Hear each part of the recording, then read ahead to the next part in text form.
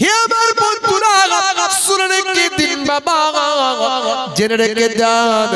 এমন সময় দেখতে পাওয়া যায় হযরতে বায়েজিদ বুস্তামি রাহমাতুল্লাহ আলাইহি ছোট্ট বয়স বাচ্চা বয়স বাবা কলসিতে গিয়ে নাড়িয়ে দেখলেন পানি নাই। মা আমার পানি চেয়েছে রাতের বেলা, আহারে মা আমার পানি চেয়েছে।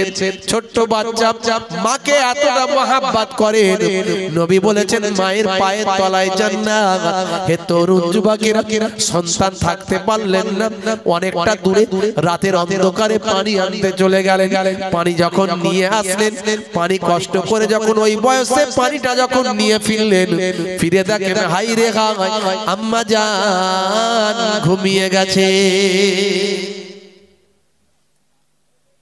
হে তরুণ যুবকেরা, আম্মা জানকে যদি ঘুম থেকে তোলা হয়, আম্মা জানের কষ্ট হয়ে যেতে পারে, শরীরে ব্যাঘাত লাগতে পারে। মাথার গোড়ায় এক গ্লাস পানি নিয়ে চুপটি মেরে দাঁড়িয়ে আছেন।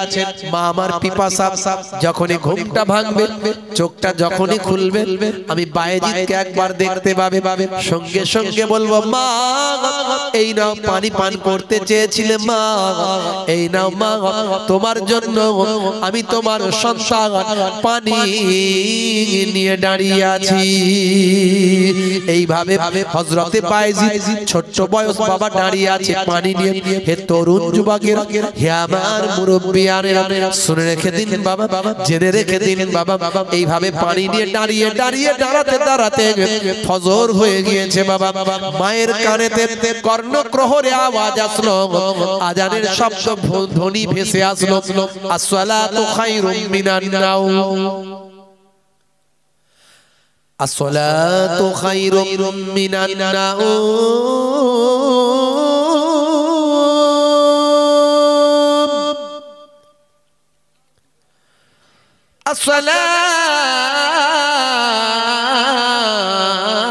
আসসালাতু খায়রুম মিনান নাওম।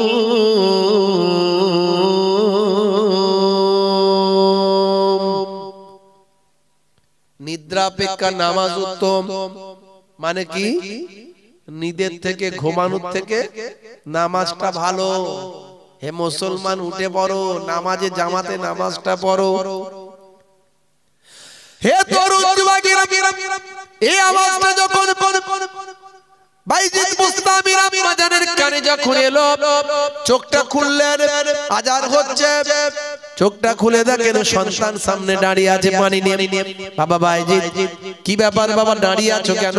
মা গো মা, তুমি সন্ধ্যাবেলায় বলেছিলে বাবা বাবা বায়েজিদ একটু কি পানি পান করাতে পারিস। আমি পানি পাইনি, পানি কলসিতে ফাঁকা ছিল, কলসিতে পানি ছিল না, আমি পানি আনতে চলে গিয়েছিলাম। পানি যখন নিয়ে ফিরলাম মা, ও মামা, আমি এসে দেখলাম তুমি ঘুমিয়ে পড়েছো। আমি যদি তোমাকে তুলি মা, তোমার বড় তাকলিফ হবে, কষ্ট হবে। আমি সঙ্গে সঙ্গে চিন্তা করলাম মা, তোমার যখনই ঘুমটা ভাঙবে তোমাকে যেন পানিটা পান করাতে পারি, কারণ তুমি পিপাসা ছিলে। তাই আমি সারা রাত এই গ্লাসে করে পানি নিয়ে দাঁড়িয়েছিলাম। এভাবে দাঁড়াতে দাঁড়াতে ফজর হয়ে গিয়েছে। হযরতে বায়েজিদ বুস্তামি আম্মা জান নামাজটা পড়লেন, নামাজটা পড়ে নিয়ে বললেন বাবা বায়েজিদের দিকে শোনো, তুমি এত কষ্ট করেছো বাবা, সারা রাত আমাকে পানি পান করানোর জন্য দাঁড়িয়ে কাটিয়ে দিয়েছো। আমি জানি মা আমার দোয়া কবুল হবে কি জানি না, তবে নবী বলেছেন দাওয়াতুল মাজলুমে, দাওয়াতুল মুসাফির, দাওয়াতুল ওয়ালিদি আলা ওয়ালাদিহি, তিন শ্রেণীর ডাক আল্লাহর দরবারে কবুল হয়। তার মধ্যে এক শ্রেণী হলো বাপ মায়ের দোয়া আল্লাহর দরবারে কবুল হয়। বাবা বায়েজিদ শুনে রেখে দাও, আমার দোয়া কবুল হবে কি জানি না, তুমি আমার হকটা আদায় করার চেষ্টা করেছো, তোমার জন্য কি দোয়া করব, আল্লাহর দরবারে দোয়া চাই। যদি আমি মা আমার দোয়া কবুল হয়, তোমাকে আমার আল্লাহ সুলতানুল আরেফিন বানিয়ে দেন। ওলিয়া উলিয়াদের একটা ক্যাটাগরি হলো আরেফ, এই আরেফিনদের সুলতান বাদশাহ আল্লাহ তোমাকে করে দিন। পরবর্তীকালে বায়েজিদ বুস্তামি রাহমাতুল্লাহ আলাইহি এত বড় আল্লাহর ওলি হয়েছিলেন, আমার আল্লাহ তাকে সুলতানুল আরেফিনের মর্যাদা দান করেছিলেন। বন্ধুরা আমার, তরুণ যুবকেরা আমার, মুরব্বিয়ানেরা আমার, কি আল্লাহ মর্যাদা দিয়েছে ওলিয়া উলিয়াদের। তারা এমনি ওলি হয়নি বাবা, সত্যবাদী। তারা ছোট্টবেলা থেকেই সত্যবাদী। বড় পীর আব্দুল কাদের জিলানী ওয়াজ মনে আছে বাবা? 6 বছর বয়সে মাদ্রাসায় পড়তে বাগদাদে যাচ্ছেন জিলান থেকে। মা জামার সঙ্গে, আস্তিনের সঙ্গে 80টা টাকা, আবু সালে মুসা জঙ্গি দোস্ত ইন্তেকালের আগে 80টা টাকা রেখে দিয়ে ইন্তেকাল করেছেন। দুটো ভাই।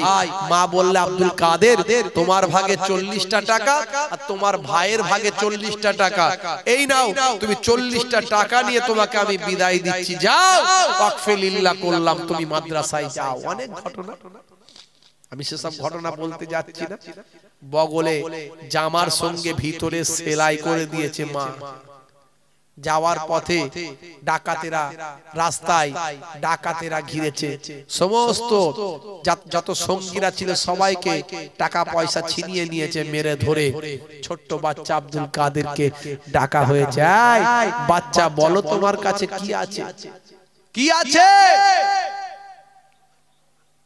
গাউসে আজম বাবা বড় পীর আব্দুল কাদের জিলানী ডাকাত দলদের কাছে বলল, বাবা আমার কাছে 40টা টাকা আছে, বগলের সঙ্গে জামার তলায়, বগলের নিচে জামার ভিতরে, জামার সঙ্গে আস্তিনের ভিতরে সেলাই করা 40টা টাকা আছে। ডাকাত দল বলল, আমাদেরকে বোকা বানাচ্ছে, ছাড়ো তো, ওর কাছে কিছু নাই। বিশ্বাস করলো না। ডাকাত দলের সর্দার বলছে, এই সবাইয়ের কাছ থেকে নিয়ে এসছো তো? বলে আমাদের নেতা জাপনা সবাইয়ের কাছ থেকে নিয়ে এসেছি, একটা বাচ্চা ছেলে আমাদেরকে এই কথা বলেছে, তাই নাকি? বলে হ্যাঁ, ডাকো তাকে। হে তরুণ যুবকেরা, হে আমার বন্ধুরা, হে আমার মুরব্বিয়ানেরা, শুনে রেখে দিন বাবা, হে মুসলমান একটু লক্ষ্য করুন। এমন সময় দেখতে পাওয়া যায় বাবা, হে জওয়ান যুবকেরা, ডাকাত দলের সর্দার ছোট্ট বাচ্চা আব্দুল কাদের জিলানীকে বলতে লাগলেন, বাবা ছেলে, আচ্ছা বলো তো বাবা, সত্য কথা বলো, আমাদেরকে বোকা বানানোর চেষ্টা করলে তুমি কিন্তু শাস্তি পাবে, সত্য কথা বললে তোমাকে ছেড়ে দেব, তোমার সঙ্গে আমাদের কোনো ঝামেলা নাই। বলো বাবা ছেলে, আচ্ছা সত্য করে বলো, তুমি যে সবাইকে যে কথাটা বলেছো এটা কি সত্য কথা? সেই সময় হযরতে গাউসে আজম বাবা বড় পীর আব্দুল কাদের জিলানী সেই সময় বলেছিলেন, হে ডাকাত দলের সরদার, আমি কখনো মিথ্যা কথা বলি না, যখন কথা বলি সবই সত্য কথা বলি। হে তরুণ যুবকেরা, হে আমার বন্ধুরা, হে আমার মুরব্বিয়ানেরা, শুনে রেখে দিন বাবা, ডাকাত দলের সর্দার বলল, ঠিক আছে পরীক্ষা করা হবে, জামাটা খোলো দেখি, গেঞ্জিটা খোলো দেখি। দেখা যায় জামার নিচে, গেঞ্জির ভিতরে, আস্তিনের ভিতরে সেলাই করা 40টা টাকা বের হয়ে আসছে। ডাকাত দলের সর্দার বলল, বাবা ছেলে, সবই বুঝলাম, তুমি এত সুন্দর কায়দায় টাকা রেখেছো, অথচ তুমি সত্য কথা বললে, কেসটা কি? যদি তুমি বলতে আমাদের কাছে, আমার কাছে কিছু নাই, তাহলে তো তোমার টাকাটা বেঁচে যেত, তোমার টাকাটা আর মার খেত না। সেই সময় বড় পীর আব্দুল কাদের জিলানী বাচ্চা বয়সে বলেছিলেন, বাবা হে ডাকাত দলের সর্দার, টাকা আমার যাক চলে যাক, অসুবিধা নাই, মিথ্যা আমি বলতে পারবো না। আমার মা আমাকে বলেছিলেন, বাবা আব্দুল কাদের, আমি তোমাকে সফরে ছেড়ে দিলাম, তুমি মাদ্রাসায় পড়তে যাচ্ছ, মনে রাখবে জীবনে যে কোনো অবস্থায় পড়ো না কেন, কখনো তুমি মিথ্যা কথা বলবে না। জোরে হবে না? আল্লাহ রাব্বুল আলামিন কোরআন মাজিদের মধ্যে বলেন, ওয়াইস্তানিবু কাউলাজ জুর, তোমরা মিথ্যা থেকে পরহেজ করো, মিথ্যার আশ্রয় নিও না। কিন্তু আজকে মুসলমানের ছেলে ঘন ঘন মিথ্যা কথা বলে, যেখানে না বললেও নয় সেখানে বলে, ওই কথাতেই মিথ্যা কথা বলে, মোবাইলে কত মিথ্যা কথা বলে। মনে রাখবেন, মিথ্যার আশ্রয় নেবেন না। মিথ্যা হলো সমস্ত গুনাহের মা। প্রয়োজনে চুপ করে থাকুন, প্রয়োজনে ঘুরিয়ে কথা বলুন, তবু ডাইরেক্ট মিথ্যা কথা আপনি বলবেন না। বড় পীর আব্দুল কাদের জিলানী এই ছোট্ট বয়সে মিথ্যা কথা বললেন না। ভাই আমার দোস্ত আমার, ডাকাত দল অবাক হয়ে গেল, ডাকাত দল অবাক হয়ে গেল বাবা। তাই কবি কবির ভাষায় বলেছেন, শুনো রে ভাই মোমেন বড় পীরের শান, আব্দুল কাদের জিলানী গাউসো জাহার নাম। বড় পীরের বয়স যখন 6 বছর হলো, মাদ্রাসায় যাইবেন বলে বড় পীর চলিল। আর মিথ্যা না বলি ভাই, এ যে মায়ের দান, বড় পীর আব্দুল কাদের জিলানী গাউসো জাহার নাম। পথের মাঝে জিজ্ঞাসিল, কি আছে তোর কাছে? পথের মাঝে জিজ্ঞাসিল, কি আছে তোর কাছে? বললেন 40টি মোহর আছে হস্ত নীল কটে। তাই সত্য কথা শুনে ডাকাত দল ঈমান আনিল, সত্য কথা শুনে ডাকাত দল ঈমান আনিল। শুনো রে ভাই মোমেন বড় পীরের শান, আব্দুল কাদের জিলানী গাউসো জাহার নাম। জোরে হবে না? সত্যবাদী এনারা, এনারা হলো সত্যবাদী। তাহলে আল্লাহ রাব্বুল আলামিন সত্যবাদীদের সঙ্গী হতে বলেছে, অর্থাৎ আল্লাহর ওলিদের সঙ্গী হতে বলেছেন। জোরে বলুন সুবহানাল্লাহ। তাহলে আমরা সঙ্গী হব কার? আল্লাহর ওলিদের সঙ্গী হব। একটু বোঝার চেষ্টা করবেন ওয়াজ। নামাজ ছেড়ে দেবেন না, রাসূলের সুন্নাত ভুলে যাবেন না। ভাইরা আমার, অনেক সুন্নতের কথা আমি বলেছি। আর নামাজ সুন্নত যা কিছু করবেন ভাই আমার, সত্যবাদী আল্লাহর মাহবুব বান্দাদের দেখানো পথে করবেন। অর্থাৎ সত্যবাদীদের সঙ্গী হয়ে, সত্যবাদী আল্লাহর ওলিরা যেভাবে করেছেন সেভাবে নামাজ সুন্নত গুলো পালন করবেন, জীবন ধন্য হয়ে যাবে।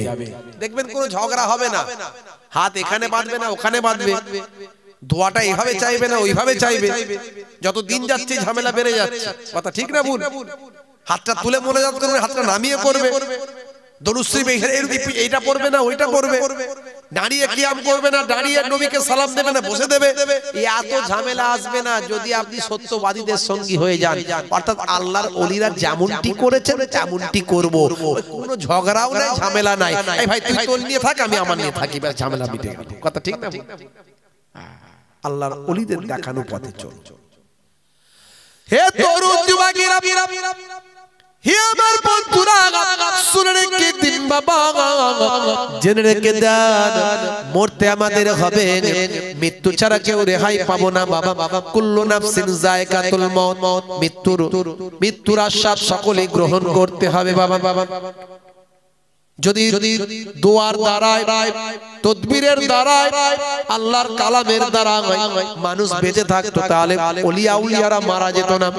আর যদি ট্রিটমেন্টের দ্বারায়, ডাক্তারির দ্বারাই মানুষ বেঁচে থাকতো, তাহলে ডাক্তাররা বেঁচে থাকতো না।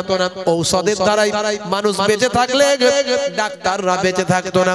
তাই মরতে আপনাকে আমাকে হবে, মরবেন তো মরবেন আল্লাহ ওয়ালাদের মতো মরো। বন্ধুরা আমার, তরুণ যুবকেরা আমার, আল্লাহ ওয়ালাদের মতো আমাদের মরতে হবে, আল্লাহর মাহবুব বান্দাদের মতো মরতে হবে। মরবেন তো মরবেন ওলি আউলিয়াদের দেখানো পথে মরবেন। হে তরুণ যুবকেরা, হে আমার বন্ধুরা, শুনে রেখে দিন বাবা, জেনে রেখে দেন হে মুসলমান, মৃত্যুর সময় যেটা নির্দিষ্ট করা হয়েছে সেই সময়ের এদিক ওদিক করা হবে না। আইনামা তাকুনু ইউদরিকুমুল মাউত ওয়ালাউ কুনতুম ফি বুরুজিম মুশাইয়াদা। বান্দা মৃত্যুর ভয়েতে তুমি যেখানেই যাও, সুদৃঢ় গম্বুজ মজবুত কেল্লার ভিতর, মৃত্যু তোমাকে ছাড় দেবে না। ভাই তরুণ যুবকেরা, হে আমার বন্ধুরা শুনে রেখে দেন, হে আমার মুরব্বিয়ানেরা জেনে রেখে দেন, হে তরুণ যুবকেরা, হে আমার বন্ধুরা, মৃত্যুর যে সময় নির্ধারণ করা হয়েছে, যে সময় নির্দিষ্ট করা হয়েছে সেই সময় পরিবর্তন করা হবে না। একজন পয়গম্বরের কথা বলি, নামটা হলো হযরতে সুলাইমান আলাইহিস সালাম। একজন মস্ত বড় আল্লাহর পয়গম্বর নবী সুলাইমান আলাইহিস সালাম। বাবা ছোট্ট বয়স থেকে আল্লাহ অনেক মেধা দিয়েছিলেন, অনেক জ্ঞান দিয়েছিলেন, অনেক আল্লাহ ক্ষমতা দিয়েছিলেন, অনেক সম্মানের অধিকারী করেছিলেন। হে তরুণ যুবকেরা, নবী সুলাইমান আলাইহিস সালাম ভাই আমার কয়েকটা বিচার ছোট্ট বয়সে তিনি করে দিয়েছিলেন, যে বিচারগুলো আজকে ইতিহাস হয়ে আছে। ভাই আমার দোস্ত, আমার মুরব্বিয়ানেরা খেয়াল করুন বাবা। নবী সুলাইমান আলাইহিস সালাম ভাই আমার ওনার আব্বাজান হলো হযরতে দাউদ আলাইহিস সালাম। সেই নবী সুলাইমান আলাইহিস সালাম ছোট্ট বয়স বাবা, দাউদ আলাইহিস সালাম বাবা আব্বাজানও ছিলেন একজন বাদশা। এমন সময় একদিন এক বুড়িমা একদিন এক বুড়িমা। ভাই আমার দোস্ত, আমার হে তরুণ যুবকেরা, বুড়িমা ছিল ভালো মানুষ। হে তরুণ যুবকেরা, বুড়িমা ছিল ভালো মানুষ। সেই বুড়িমা বাড়িতে এমন সময় খাবার দাবার তৈরি করেছে, বাড়িতে ভিখারি এসেছে, মা ভিক্ষা দাও, মা একটু খেতে দাও, ও মা একটু ক্ষুধা লেগেছে খাবার দাও। বুড়িমা খাবার দিলেন, খাবার দেওয়ার পরে সেই ভিখারির পেটটা ভরলো না। বুড়িমা নিজের দুটো নিজের ভাই আমার রুটি ছিল, সেই দুটো রুটি দিয়ে দিল। দেওয়ার পরেও জিজ্ঞাসা করলো, বাবা আর কি তোমাকে ভোগ লেগেছে? বলে হ্যাঁ, আরো যদি কিছু হতো ভালো হতো। বুড়িমা দেখলো বাড়িতে আর কোনো খাবার না। হে তরুণ যুবকেরা, হে আমার মুরব্বিয়ানেরা, বুড়িমা চলে গেলেন গমটা নিয়ে একটু ভাঙানোর জন্য। বাবা গমটা আটা গমটা আটা করার জন্য ভাই আমার ভাঙিয়ে নিয়ে মাথায় করে নিয়ে আসছে। বাবা গামলায় করে নিয়ে আসার সময় হঠাৎ করে একটা কোথা থেকে ঘূর্ণিঝড় এলো, সমস্ত আটাটা উড়িয়ে নিয়ে চলে গেল। গামলা মাথায় রয়ে গেল, আটা আর রইল না। আটা আর রইল না, গামলা রয়ে গেল। তো বুড়িমা আফসোস করতে করতে যাচ্ছে, আহারে আমার সব সর্বনাশ হয়ে গেল, আমার সব সর্বনাশ হয়ে গেল। শুনতে পেল নবী সুলাইমান আলাইহিস সালাম বাচ্চা বয়স। বুড়িমা কাঁদছে কেন? বলে আমার আটা নিয়ে যাচ্ছিলাম বাবা, কি আর বলবো, আমার আটা সব উড়ে চলে গেছে। নবী সুলাইমান আলাইহিস সালাম বললেন, বাবা বুড়িমা আমার আব্বাজান তো পয়গম্বর, আবার বাদশা, তো আমার আব্বাজানের কাছে বিচার চাইগে যাও। কেন? বাতাস উড়িয়ে নিয়ে গেল, বাতাসের বিচার করতে হবে, যাও বলো। তো বাদশা রাজ দরবারে চলে গেছেন সুলাইমান দাউদ নবীর কাছে। বাদশা তিনি গিয়ে যখন বুড়িমা বলেছে আমার বিচার চাই, নবী দাউদ আলাইহিস সালাম বলছে, বিচার আবার কি করে দেব? বাতাসের আবার বিচার হয় নাকি? এই বুড়িমার মন মিজাজ খারাপ, কাঁদছে, বড় অসহায় মানুষ। এই বাইতুল মাল থেকে এক বস্তা আটা বুড়িমার ঘরে পৌঁছে দাও। তো এক গামলা আটা উড়েছে, পেয়েছে এক বস্তা। খুশি হবে না বেজার হবে? কোনটা? খুশি হয়েছে, খুব খুশি। তো নিয়ে চলে যাচ্ছে, যেতে যেতে আবার সেই ছোট বাচ্চা সুলাইমান নবী শুনে দেখে, এই মা বুড়িমা কি ব্যাপার, তুমি খুশি হয়ে গেছো মনে হচ্ছে? হ্যাঁ বাবা খুব খুশি, আল্লাহ তোমার ভালো করুক। এই দেখো আমার এক গামলা মাত্র আটা উড়েছিল, আমি এক বস্তা পেয়েছি। দাঁড়াও, এর থেকে যদি বেশি পাও তুমি নেবে না? বলে হ্যাঁ নেব না। মানে যদি এর থেকে বেশি পাও তুমি নেবে তো? বলে হ্যাঁ, তুমি এর থেকেও তো বেশি পেতে পারো। তুমি আগে গিয়ে আমার আব্বাকে বলো, আমার আব্বা শুধু বাদশা নয়, আমার আব্বা আবার পয়গম্বর। তা বাতাসের বিচার করতে বলো, বাতাসকে বিচার করতে, বাতাসকে ছাড়বে না একদম। কেন? বাতাস উড়িয়ে নিয়ে যাবে তোমার জিনিস। দেখা গেল এর থেকে তুমি বেশি পেতে পারো। বলে তাই নাকি, বেশি পেতে পারি? বলে হ্যাঁ।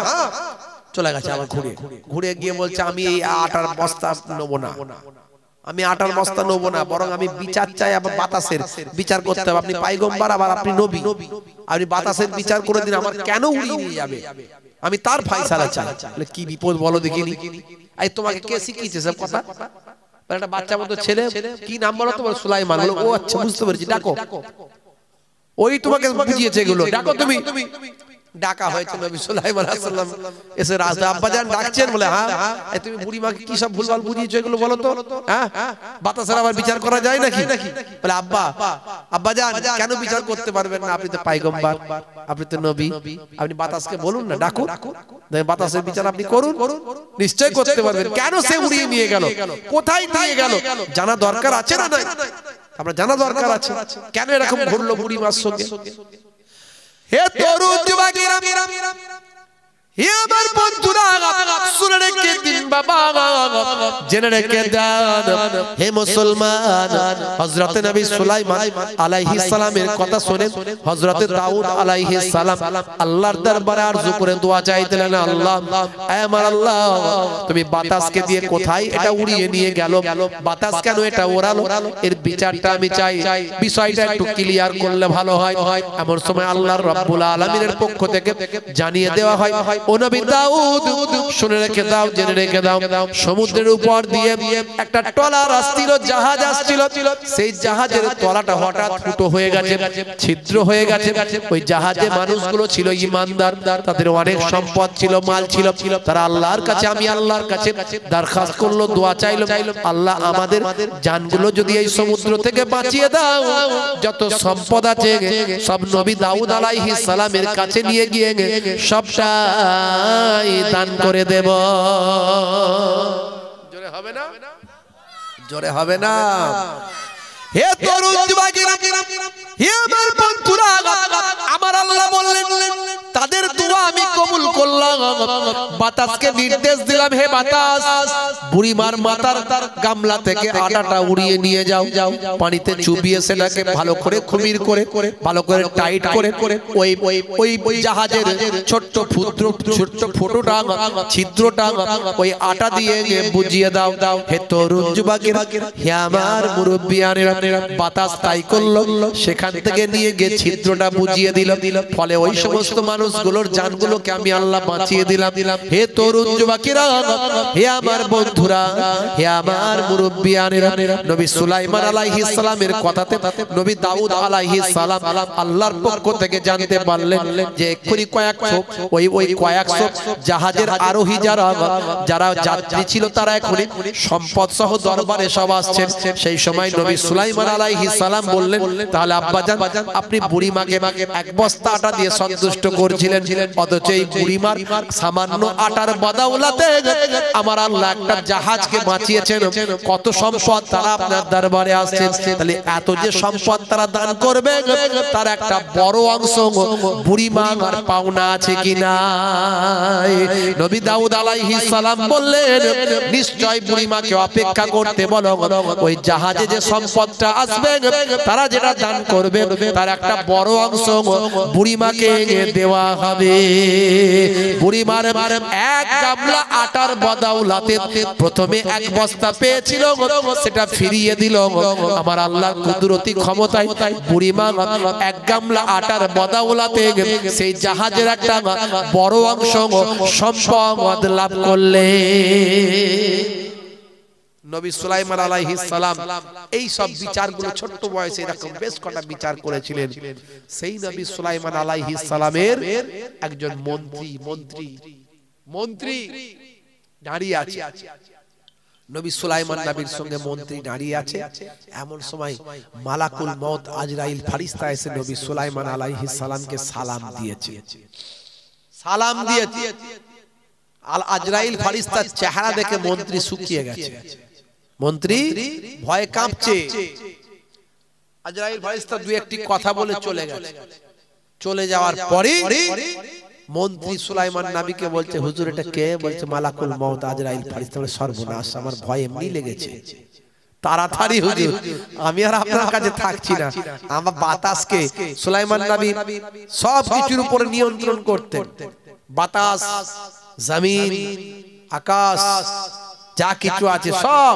আর ওনার কাছে একটা আংটি ছিল, এই আংটির ওয়াজ আমি করেছি, দেখবেন পরে শুনবেন ভাইরা আমার। জিন, পশু পাখি সব নিয়ন্ত্রণ করতেন। তো সুলাইমান নবীকে বলছে, ও আমার পয়গম্বর, আপনি বাতাসকে নির্দেশ করুন যাতে করে বাতাস আমাকে হিন্দুস্তানের তৎকালীন যুগের হিন্দ, এই হিন্দ দেখবেন আদম নবী কিন্তু এই হিন্দের জমিনে এসেছিলেন। এই জন্য বলি মুসলমানদের বাপের দেশ হলো হিন্দুস্তান। যারা বলে হিন্দুস্তান থেকে তাড়াবো, তাদের বলবেন তোমাদেরও অনেক কিছু বিশ্বাস আছে, আমাদেরও বিশ্বাস আছে।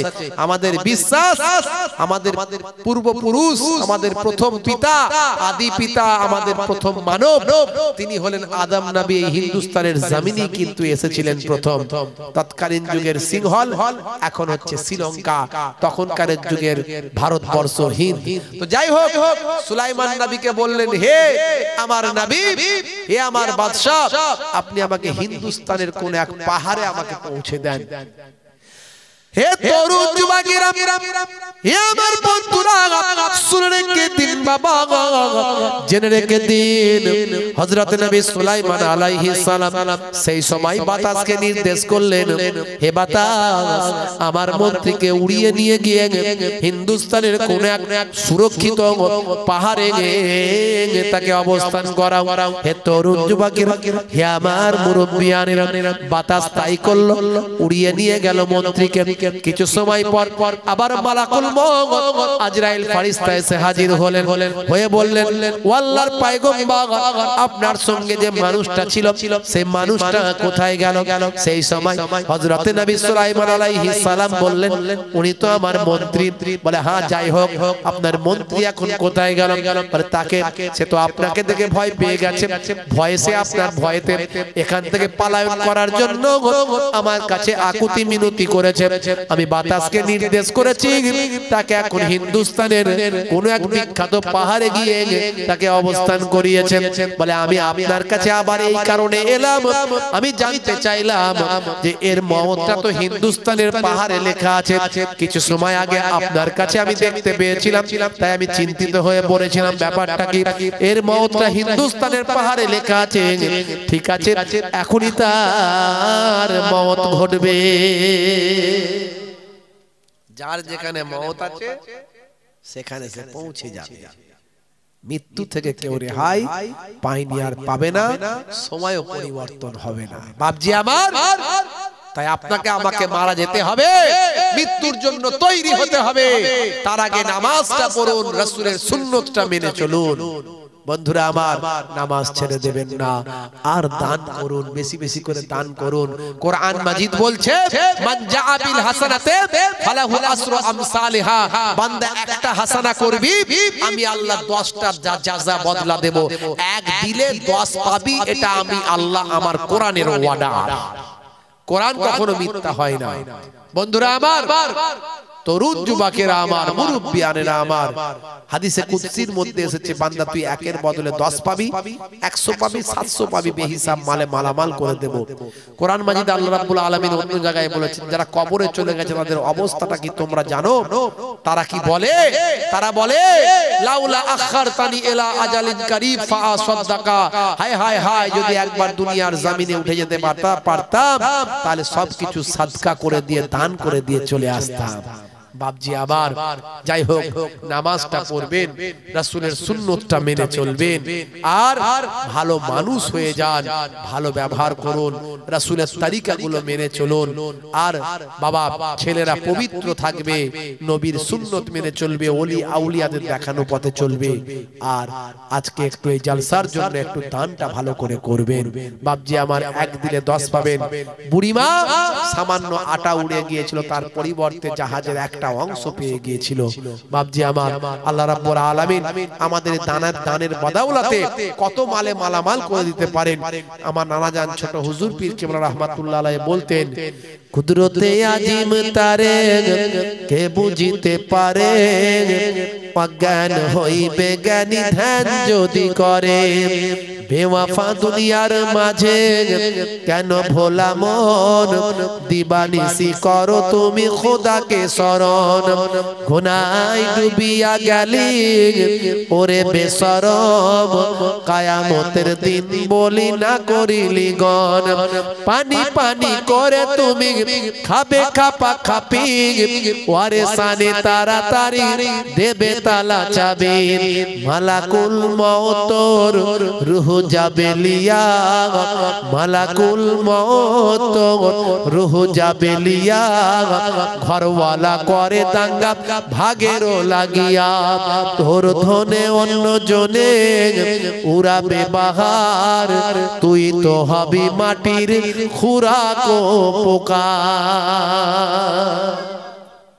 নানাজান ছোট হুজুর কেবলা বলতেন বাবা বুঝতে পারছেন দাদাজান পীরনগর মায়াপুর পীরনগর হুজুর পীর কেবলা আমার দাদাজান তিনিও বাবা এইভাবে মানুষকে বোঝাতেন বাবা মরার আগে তৈরি হও মরার আগে তৈরি হও বাপজি আমার তাহলে সেই জান্নাতের বাগানকে আগামী বছর কায়েম করার জন্য আমাদের ভাই আমার অর্থ ইনকামের ভিতর থেকে কিছু টাকা দিয়ে যদি জান্নাতের বাগানকে শরীক করতে পারি জান্নাতের বাগানে শরীক হতে পারি এই ওয়াজ নসিহতের মাহফিলকে আল্লাহর দ্বীনকে সাহায্য করতে পারি আমার আল্লাহ আপনাকে আমাকে সাহায্য করবে একের বদলে 10 দেবেন 100 দেবেন 700 বেহিসাব মালে মালামাল করে দেবেন আর ভাই আমার কোনটা দিয়ে যে আপনাকে আল্লাহ ধন দৌলতের মালিক করতে পারেন আমি আপনি কিছুই চিনতে পারবো না বুঝতে পারবো না ভাই আমার আজ মারা গেলে কাল দুদিন হয়ে যাবে আমার আল্লাহ চাইলে ক্যান্সার দিতে পারে টিউমার প্যারালাইজড বানাতে পারে লক্ষ লক্ষ টাকা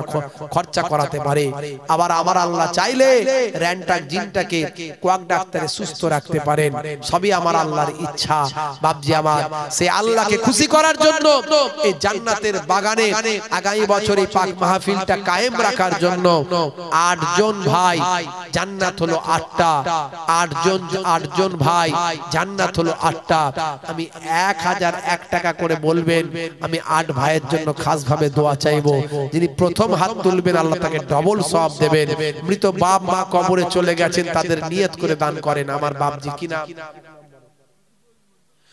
জনাব শফিকুল মন্ডল সাহেব আমার বাপজি 1 নম্বরে 1001 টাকা জোরে বলুন মারহাবা জোরে বলুন মারহাবা নারে তাকবীর আমার বাপজি 2 নম্বরে কি নাম আরশাদ দর্জি সাহেব 2 নম্বরে হাত তুলেছেন জোরে বলুন মারহাবা নারে তাকবীর মাশাআল্লাহ 8 জনকে চেয়েছি জান্নাত 8টা 3 নম্বরে কে আছেন হাত তুলে দেখেন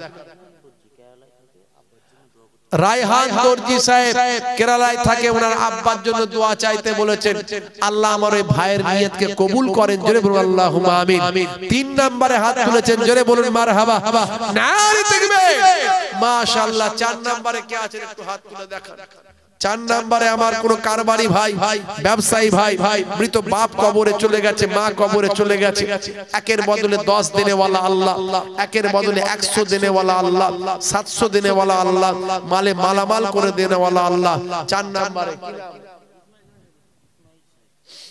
জনাব ইসমাইল সাহেব 1001 টাকা জোরে বলুন মারহাবা নারে তাকবীর মাশাআল্লাহ আল্লাহ কবুল করেন 5 নম্বরে বলেন কে আছে 5 নম্বরে 1001 টাকা পাক পাঞ্জাতনকে ভালোবেসে পবিত্র 5টা বাদান আহলে বায়াত যাদের বলা হয় সে আহলে বায়াতকে ভালোবেসে 5 নম্বরে 1001 টাকা আল্লাহ 8টা জান্নাতের একটা না একটা নসিব করে দেন খাস দোয়া চাইবো মুসাফির হালাতে আছি বহু দূর থেকে এসেছি আপনাদের পীরের ঘরের আওলাদ 2 খানদানের রক্ত ছিটে ফোটা শরীরে আছে সিদ্দিকে আকবরের খানদানের রক্ত আহলে বায়াতের খানদানের রক্ত ছিটে ফোটা শরীরে আছে আমি গুনাহগার আমার কোনো মূল্য নাই কিন্তু কুরসি নামায় মস্ত বড় বড় আল্লাহর ওলি আছেন তাদের অস্বীকার করা যাবে না বাপজি আমার বাপের নাম কি ভাইয়ের জনাব আবেদ দর্জি সাহেব থাকতে না পেরে 5 নম্বরে 1001 টাকা জোরে বলুন মারহাবা জোরে বলুন মারহাবা নারে তাকবীর